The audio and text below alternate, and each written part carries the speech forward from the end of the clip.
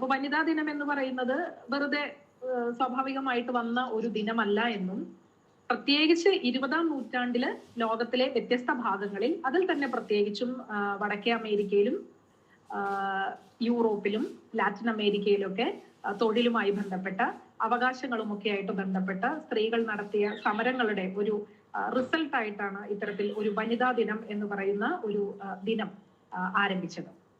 ഇതിൽ നേരത്തെ സൂചിപ്പിച്ചതുപോലെ തന്നെ 1975 മുതലാണ് ഐക്യരാഷ്ട്ര സംഘടനയുടെ നേതൃത്വത്തിൽ വനിതാ ദിനം വരുന്നത്. പക്ഷെ നമുക്കറിയാം 1911 മുതൽ ഇത് നടക്കുന്നുണ്ട്. അപ്പോൾ ഈ വർഷത്തെ വനിതാ ദിനം എന്ന് പറയുന്നത് 113ാമത്തെ വർഷമാണ്, തുടങ്ങിയിട്ട് 113ാമത്തെ വർഷം. അപ്പോൾ ഫസ്റ്റ് വർഷത്തിൽ നമ്മൾ സ്ത്രീ ശാക്തീകരണം, മാനവികതയുടെ ശാക്തീകരണത്തിന് എന്ന് പറയുന്ന ഒരു മുദ്രാവാക്യമായിട്ടാണ് വന്നത് എങ്കിൽ, ഈ വർഷത്തെ നമ്മൾ invest in women, accelerate progress, അതായത് പുരോഗതിയെ സ്ത്രീകൾക്കായി നിക്ഷേപിക്കുക, പുരോഗതിയെ ത്വരിതപ്പെടുത്തുക.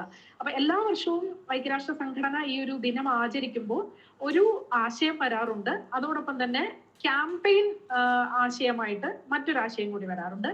അപ്പൊ ആ ക്യാമ്പയിന്റെ ആശയമാണ് നമ്മൾക്ക് ഇൻസ്പയർ ഇൻക്ലൂഷൻ എന്ന് പറയുന്ന തീമായിട്ട് ഈ വർഷം വന്നിരിക്കുന്നത്.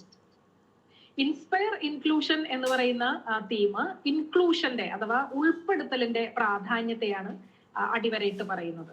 അപ്പൊ അതിൽ കൃത്യമായിട്ട് പറയുന്നുണ്ട് എങ്ങനെയാണ് നമുക്ക് ഈ ഉൾപ്പെടുത്തൽ സാധ്യമാകുന്നത് എന്ന്. അത് സാധ്യമാകുന്നത് നമ്മൾ നിലനിൽക്കുന്ന ബൗണ്ടറീസിനെ, അതിരുകളെ വളരെ ബോധപൂർവം പൊളിച്ചു കളയുമ്പോഴും, അതുപോലെ തന്നെ ഇവിടെ നിലനിൽക്കുന്ന വാർപ്പ് മാതൃകകളെ നമ്മൾ കൃത്യമായിട്ട് വെല്ലുവിളിക്കുമ്പോഴും, ഓരോ വ്യക്തിക്കും അതുപോലെ തന്നെ സ്ത്രീകൾക്ക് കൃത്യമായിട്ട് ബഹുമാനവും മൂല്യവും ഒക്കെ ലഭിക്കുന്ന അന്തരീക്ഷം സൃഷ്ടിച്ചെടുക്കാൻ ഉള്ള ഒരു ആശയമാണ് ഈ ഒരു മുദ്രാവാക്യത്തിലൂടെ ഐക്യരാഷ്ട്ര സംഘടന ഈ ഒരു വർഷം മുന്നോട്ട് വെക്കുന്നത്. നമ്മുടെ പ്രധാനപ്പെട്ട തീമിനെ കുറിച്ച് പറയുകയാണെങ്കിൽ, സ്ത്രീകൾക്കായി നിക്ഷേപിക്കുക, പുരോഗതിയെ ത്വരിതപ്പെടുത്തുക എന്ന് പറയുന്നത് ഈ നിലനിൽക്കുന്ന ലോക സാഹചര്യത്തിന്റെ, അത് സാമൂഹ്യമാകാം, സാമ്പത്തികമാകാം, മറ്റു പല വിഷയങ്ങളും മിക്സ്ഡായി നിൽക്കുന്ന ഒരു സാഹചര്യത്തിൽ എങ്ങനെയാണ് സ്ത്രീകളിൽ നിക്ഷേപിക്കുക എന്ന ആശയത്തിലൂടെ നമുക്ക് കൂടുതൽ ഹെൽത്തി ആയിട്ടുള്ള, ആരോഗ്യപൂർണമായിട്ടുള്ള, ഇക്വാളിറ്റിയിൽ, സമത്വത്തിൽ അധിഷ്ഠിതമായ, സുരക്ഷിതത്വമായിട്ടുള്ള ഒരു ലോകത്തിലേക്ക് മാറാൻ സാധിക്കുക എന്നാണ് ഇതിലൂടെ പറയാനായിട്ട് ഉദ്ദേശിക്കുന്നത്. അപ്പൊ പ്രധാനമായിട്ടും 5 പോയിന്റുകളാണ് ഈ ഒരു വിഷയവുമായി ബന്ധപ്പെട്ട് പറയുന്നത്. അതിൽ ആദ്യത്തേത് സ്ത്രീകളിലെ നിക്ഷേപം എന്നുള്ളത് തന്നെയാണ്. അപ്പൊ ഇത് ബേസിക്കലി ഒരു സാമ്പത്തികപരമായിട്ടുള്ള ഒരു അനിവാര്യത ആയിട്ട് മാത്രം നമുക്ക് കാണാനായിട്ട് പറ്റില്ല. ഈ ഒരു വിഷയത്തിനെ 4 തരത്തിൽ വീണ്ടും ഐക്യരാഷ്ട്ര സംഘടന സമീപിക്കുന്നുണ്ട്. അത് ഒന്ന്, സാമ്പത്തികമായിട്ടുള്ള ആ ഒരു സ്വത്ത് സ്ത്രീകളുടെ കയ്യിലാണെന്ന് ഉറപ്പാക്കണം എന്ന് പറയുന്നുണ്ട്. രണ്ടാമത്തേത്, പെൺകുട്ടികളെ സ്കൂളിൽ ചേർക്കുക എന്നുള്ളതാണ്. മൂന്നാമത്തേത്, റിപ്രൊഡക്റ്റീവ് ഹെൽത്ത് അഥവാ പ്രത്യുൽപാദന ആരോഗ്യം മെച്ചപ്പെടുത്തുകയും ഫാമിലി പ്ലാനിംഗ് അഥവാ കുടുംബാസൂത്രണം നടപ്പിലാക്കുകയും ചെയ്യുക. നാലാമതായിട്ട്, സ്ത്രീകളുടെ നേതൃത്വത്തെ പിന്തുണയ്ക്കുക എന്നുള്ളതാണ്. അപ്പൊ എന്തുകൊണ്ടാണ് സ്ത്രീകളുടെ കയ്യിൽ സ്വത്തുണ്ടാകണം എന്ന് നമ്മൾ ഉറപ്പുവരുത്തണം എന്ന് പറയുന്നത്? അപ്പൊ പഠനങ്ങൾ സൂചിപ്പിക്കുന്നത് സാധാരണയായിട്ട് സ്ത്രീകൾ അവരുടെ കയ്യിലെത്തുന്ന വരുമാനത്തിന്റെ വലിയൊരു ശതമാനം അവരുടെ കുടുംബത്തിലോ അല്ലെങ്കിൽ അവർ ബന്ധപ്പെട്ട് നിൽക്കുന്ന അവരുടെ ആ ഒരു സമൂഹത്തിലോ കമ്മ്യൂണിറ്റിയിലോ ആണ് പുരുഷന്മാരെ താരതമ്യപ്പെടുത്തി നോക്കുമ്പോൾ നിക്ഷേപിക്കുന്നത് എന്നുള്ളതാണ്. അപ്പോൾ അതുകൊണ്ട് തന്നെ ഈ കാര്യങ്ങൾ ഉറപ്പുവരുത്തുന്നതിന് ഒരു പൊതുവായിട്ടുള്ള, കോമൺ ആയിട്ടുള്ള ഒരു ഇക്കണോമിക് മാനേജ്മെന്റ് സിസ്റ്റം, ഒരു സാമ്പത്തിക മാനേജ്മെന്റിനായിട്ടുള്ള ഒരു സംവിധാനം സ്ത്രീകൾക്കായി പ്രവർത്തിക്കേണ്ടതുണ്ട് എന്ന് ഐക്യരാഷ്ട്രസഭ ഇതിലൂടെ അടിവരയിട്ട് ഉറപ്പിക്കുകയാണ് ചെയ്യുന്നത്. രണ്ടാമത്തെ പ്രധാനപ്പെട്ട വിഷയം ദാരിദ്ര്യം അവസാനിപ്പിക്കുക എന്നുള്ളതാണ്. നമുക്ക് എല്ലാവർക്കും അറിയാം, ഇതൊരു കോവിഡ് ആനന്തര ലോകമാണ്. യുദ്ധങ്ങളും സംഘർഷങ്ങളും ലോകത്തിന്റെ പല ഭാഗങ്ങളിലും നടന്നുകൊണ്ടിരിക്കുന്നു.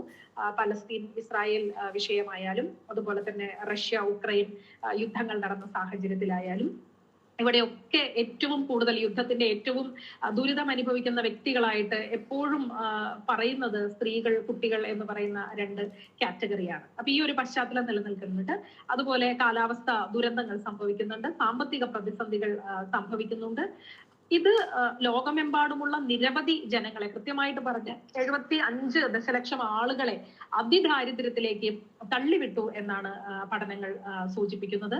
2030 ആ ഒരു ഏകദേശ സമയമാകുമ്പോഴേക്കും 342 ദശലക്ഷത്തിലധികം വരുന്ന സ്ത്രീകളും കുട്ടികളും ദാരിദ്ര്യ രേഖയ്ക്ക് താഴെ ആയിരിക്കും എന്നാണ് കണക്കാക്കപ്പെടുന്നത്. അപ്പൊ ഈ ഒരു വിഷയത്തിനെ അഡ്രസ്സ് ചെയ്യുന്നതിന് വേണ്ടിയിട്ടാണ് ദാരിദ്ര്യം അവസാനിപ്പിക്കുക എന്ന് പറയുന്ന ഒരു ആശയം ഈ വർഷത്തെ തീമിന്റെ ഭാഗമായിട്ട് ഉൾപ്പെടുത്തിയിട്ടുള്ളത്. മൂന്നാമത്തെ വിഷയമായിട്ട് വരുന്നത് ജെൻഡർ റെസ്പോൺസീവ് ഫിനാൻസിങ് നടപ്പിലാക്കൽ എന്നുള്ളതാണ്. അധികം കേട്ടുകേൾവി ഇല്ലാത്ത ഒരു വിഷയമാണ്, പക്ഷെ അതിന്റെ പ്രാധാന്യം വളരെ പ്രോമിനന്റ് ആയിട്ട് നിൽക്കുന്ന ഒരു വിഷയമാണ്.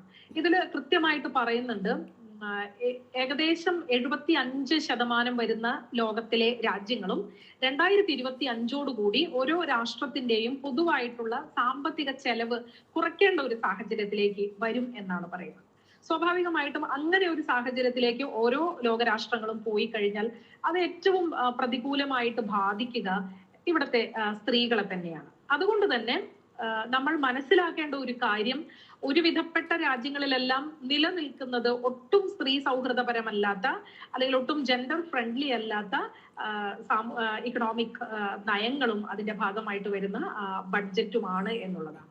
അപ്പൊ ഇതിന്റെ ഒരു റിസൾട്ട് ആയിട്ട് കൂടി പറയുന്നുണ്ട്, 15 വയസ്സിന് മുകളിലുള്ള സ്ത്രീകൾ ഏർപ്പെടുന്ന വരുമാനമില്ലാത്ത, വേതനമില്ലാത്ത ഗാർഹിക ജോലി, അതുപോലെ തന്നെ കെയർ വർക്ക് എന്ന് നമ്മൾ പറയുന്ന സംരക്ഷണ തൊഴിലുകൾ, ഇതിന്റെയൊക്കെ ഒരു മൊത്തത്തിലുള്ള ഒരു വാല്യൂ, മൊത്തത്തിലുള്ള ഒരു മൂല്യം നമ്മൾ ടോട്ടൽ കാൽക്കുലേറ്റ് ചെയ്ത് നോക്കിക്കഴിഞ്ഞാൽ 10.8 ട്രില്യൺ ഡോളറാണ്. അപ്പൊ അത്രയും വലിയൊരു തുകയാണ്. പക്ഷെ അത്രയും നിൽക്കുമ്പോൾ പോലും ഈ വിഷയത്തിനെ നമുക്ക് വേണ്ട രീതിയിൽ അഡ്രസ്സ് ചെയ്യാൻ പറ്റിയിട്ടില്ല എന്നുള്ളൊരു യാഥാർത്ഥ്യമായിട്ട് നിൽക്കുന്നുണ്ട്. ഈ ഒരു അവസ്ഥയെ മറികടക്കാനായിട്ട് പലതരത്തിലുള്ള ആശയങ്ങളും UN മുന്നോട്ട് വയ്ക്കുന്നുണ്ട്. അതിൽ ഏറ്റവും പ്രധാനപ്പെട്ട ഒന്നാണ് ഈ ജെൻഡർ റെസ്പോൺസീവ് ബജറ്റുമായി ബന്ധപ്പെട്ട് നിയമനിർമ്മാണം നടത്തുക. നിയമനിർമ്മാണം നടത്തൽ മാത്രമല്ല, അത് നടപ്പിലാക്കാനുള്ള പദ്ധതികൾ ആവിഷ്കരിക്കുകയും ചെയ്യുക എന്നുള്ളതാണ്. അപ്പൊ ഇത്തരത്തിൽ പദ്ധതികൾ ആവിഷ്കരിക്കുമ്പോൾ ഈ ലിംഗപരമായിട്ട് നിലനിൽക്കുന്ന ഗ്യാപ്പ് എന്താണ്, ജെൻഡർ ഗ്യാപ്പ് എവിടെയാണ് ഈ വിഷയങ്ങളിൽ വരേണ്ടത് എന്നും കൂടെ വളരെ കൃത്യമായിട്ട് രേഖപ്പെടുത്തണം എന്നും കൂടെ ആവശ്യപ്പെടുന്നുണ്ട്.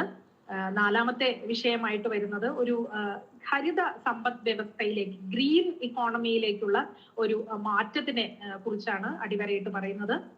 അസമത്വവും പാരിസ്ഥിതിക തകർച്ചയും എല്ലാം വളരെയധികം വർദ്ധിച്ചു വരുന്ന സാഹചര്യത്തിൽ ഇത് ഏറ്റവും കൂടുതൽ പ്രതികൂലമായിട്ട് ബാധിക്കുക പാർശ്വവൽക്കരിക്കപ്പെട്ട, മാർജിനലൈസ്ഡ് ആയിട്ടുള്ള കമ്മ്യൂണിറ്റികളെയാണ് എന്നുള്ളത് കൊണ്ടാണ് ഇത്തരത്തിൽ ഒരു ഹരിത സമ്പദ് വ്യവസ്ഥയിലേക്ക് മാറണം എന്നുള്ള നിർദ്ദേശം വന്നിട്ടുള്ളത്.